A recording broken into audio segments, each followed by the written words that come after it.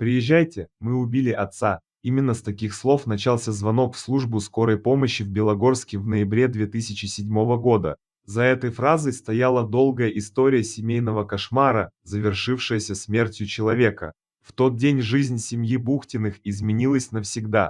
«Катя, иди домой, там папа опять». Утром того дня девятилетний Дима Бухтин в панике выбежал из дома. Его старшая сестра, Катя, стояла неподалеку, разговаривая со знакомым. «Катя, иди домой, там папа опять!» — крикнул мальчик. Эта фраза, произнесенная детским голосом, была хорошо знакомым для всех членов семьи сигналом беды. Катя направилась домой и застала привычную, но оттого не менее пугающую сцену. Ее пьяный отец, Сергей Бухтин, затеял ссору со старшей дочерью Олесей. Повод был пустяковый. Олеся спросила мать, где могут лежать перчатки. Этот вопрос неожиданно спровоцировал вспышку агрессии у Сергея. «Ты лучше у меня спроси, где твои перчатки?» — угрожающе произнес он, поднимаясь из-за стола. Как позже Олеся рассказывала следствию, у отца было явное намерение разжечь скандал. Он подошел к дочери и, не раздумывая, ударил ее в лицо. Сила удара была такой, что Олеся упала на кровать.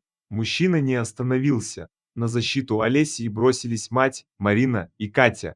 Они пытались оттащить разъяренного мужчину. В этой схватке под руку Сергею попался младший сын. Отец крепко схватил и его, отчего мальчик заплакал. Обстановка накалилась до предела, женщины боролись с пьяным главой семьи, младшие дети плакали и кричали, умоляя отпустить сестру. Им удалось повалить Сергея на пол. Катя, опасаясь, что, вырвавшись, отец изобьет всех до полусмерти, села на него сверху. Именно она отдала приказ младшим братьям: «Вызывайте милицию». В попытке защититься и обездвижить агрессора Олеся схватила первую попавшуюся под руку вещь, разделочную доску, и начала бить ею отца. Марина же, увидев на полу шарф Димы, инстинктивно накинула его на шею мужа и затянула концы. Позже, давая показания, женщина пыталась объяснить свои действия. «Я хотела удержать его до приезда милиции. Как схватила шарф, как накидывала его, не помню. Пока дочери умывались, смывая размазавшуюся от слез косметику, а Марина продолжала удерживать мужа, который пытался вырваться, они не сразу заметили, что что-то не так. Спохватились лишь тогда, когда тело Сергея обмякло. Именно в этот момент шок уступил место осознанию. Второй звонок в экстренные службы был уже не к милиции, а в скорую помощь. И прозвучали в нем те самые страшные слова о случившемся убийстве. История семьи Бухтиных не ограничивается одним роковым днем. Марина Бухтина прожила с Сергеем 22 года, 6 общих детей, свидетельство того, что в семье когда-то все было хорошо. Сергей работал сварщиком, приносил деньги в дом, хотя и выпивал. Однако проблемы с алкоголем приводили к постоянным увольнениям. Переломным моментом стал 2003 год, когда мужчину уволили окончательно, и он больше даже не пытался устроиться на работу. Именно тогда, по словам Марины, он и превратился в домашнего боксера. Нигде не работал, пил практически постоянно, бил нас, дети его боялись. Монотонно, без эмоций, рассказывала позже Марина Бухтина. Издевался, мог вылить на голову ведро помоев или ледяную воду в постель. Иногда приходилось отсиживаться у соседей, если добежать успевали, детям приходилось пропускать школу. На момент трагедии старшим детям, Олесе, Кате и Антону, было чуть больше 20 лет, но они все еще жили с матерью, отчасти из-за необходимости защищать ее и младших. Младшее поколение составляли 10-летний Коля, 9-летний Дима и 3-летний Владик. Возраст не был для Сергея смягчающим обстоятельством, доставалось всем поровну. Но особенно часто страдала Олеся, а жизнь младших сыновей, Коли и Димы, их отец превратил в череду унижений и страха. Он не интересовался их учебой, но жестоко наказывал за малейшие проступки, будь то потерянный инструмент или плохо нарубленные дрова. В своих попытках добыть деньги на алкоголь Сергей заставлял мальчишек выполнять опасную и непосильную работу. Пока старший сын, Антон, не ушел в армию, он был единственной силой, которая могла хоть как-то противостоять отцу.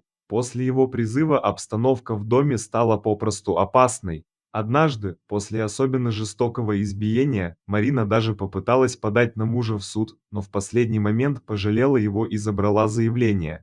Судебный процесс по делу об убийстве Сергея Бухтина длился около полугода. Формально действия Марины попадали под статью 105 УК РФ. Однако судебное разбирательство выявило целый пласт смягчающих обстоятельств. Во-первых, Марина Бухтина добровольно сдалась милиции и активно сотрудничала со следствием. Во-вторых, несмотря на адские условия жизни, дети были ухожены, накормлены и не оставлены без материнской заботы, что отмечалось в ходе разбирательства. В-третьих, многочисленные показания соседей рисовали портрет Марины как образцовой матери, которая годами терпела издевательства. Ни один из соседей не нашел в ее адрес плохого слова.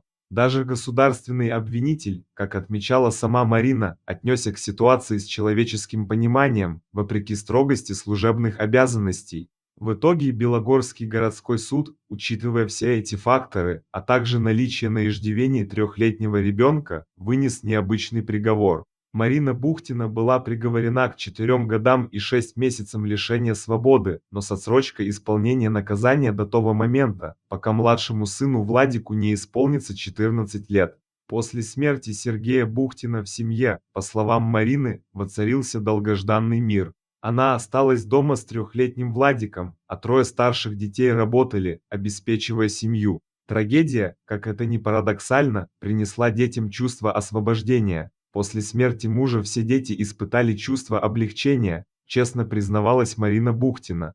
А старший даже сказал, когда пришел из армии: «Если бы не ты, я бы сам это сделал». Младшие сейчас хоть уроки спокойно делают, домой возвращаются, ничего не боясь. Но убийство есть убийство, тем более, что без последствий все равно не обошлось. Марина отмечала, что дочери, насмотревшись такую на модель семейных отношений, не хотели выходить замуж. Неожиданным стало отношение матери Сергея, свекрови Марины. Женщина простила невестку, регулярно навещала внуков и не упрекала их в случившемся.